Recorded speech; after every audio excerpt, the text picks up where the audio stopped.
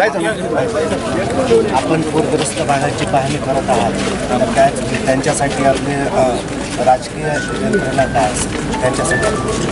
18 तारखेला पहाटे लेंडी धरणाच्या वरच्या भागामध्ये फार मोठा पाऊस झाला.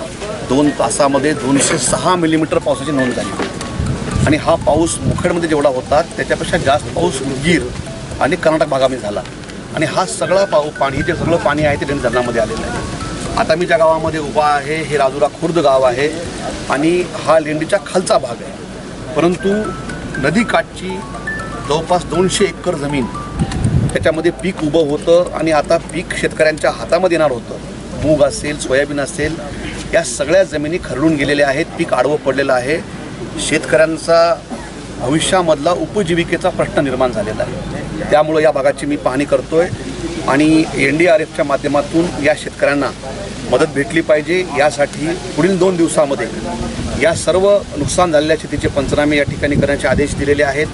प्रत्येक गावामध्ये एक ग्रामसेवक, एक तलाठी आणि एक कृषी सेवक अशा 3 शासकीय लोकांची आम्ही नियुक्ती केलेली आहे. हे 2 दिवसामध्ये पंचनामे पुढे पूर्ण करतील आणि त्याचबरोबर हा सबंध तालुक्यामध्ये अतिवृष्टी झाल्यामुळं या तालुक्यातल्या सर्व शेतकऱ्यांना राज्य शासनाचं अतिवृष्टीचं अनुदान मिळालं पाहिजे, यासाठी सुद्धा माझे प्रयत्न आहेत. लेंडी धरणाच्या बुडूज क्षेत्रामध्ये गेलेली जी गावं आहेत आणि त्या गावातील जे काही नागरिक आहेत त्यांनी राजकीय आणि शासनावर आक्रोश व्यक्त करत आहेत, तर त्यांच्या काय भावना तुमच्याकडे व्यक्त झाल्या? त्या भागामध्ये काल मी दौरा केला. हसनाळ नावाच्या गावामध्ये 5 जण त्या ठिकाणी दगावलेले आहेत आणि जेव्हा एखाद्या व्यक्तीचा मृत्यू होतो समाजाच्या भावना तीव्र असतात. त्यामुळं त्यांनी रोष करणं किंवा यंत्रणेवर त्यांनी आपला राग दाखवणं हे स्वाभाविक आहे, त्याबद्दल कुठलाही आक्षेप नाही. आणि काल त्यांच्या आम्ही भेटी घेऊन त्यांचे उर्वरित प्रश्न मार्गी लागले पाहिजेत आणि त्याचबरोबर भविष्य काळामध्ये अशी परिस्थिती उद्भवू नये यासाठी प्रशासनाने काय केले पाहिजे या सर्व बाबींची भविष्य काळामध्ये प्रशासन खबरदारी घेईल. यासाठी आम्ही त्यांना आश्वस्त केलेलं आहे. त्यांच्या निवाऱ्याची, त्यांच्या राहण्याची, खाण्याची, त्यांच्या कपड्याची, या सर्व गोष्टींची आम्ही त्या ठिकाणी व्यवस्था केलेली आहे व भविष्यामध्ये जे उर्वरित गावठाण आहेत त्या ठिकाणी असा कधी भविष्यामध्ये प्रसंग उद्भवू नये यासाठीचा आम्ही प्रयत्नशील आहोत.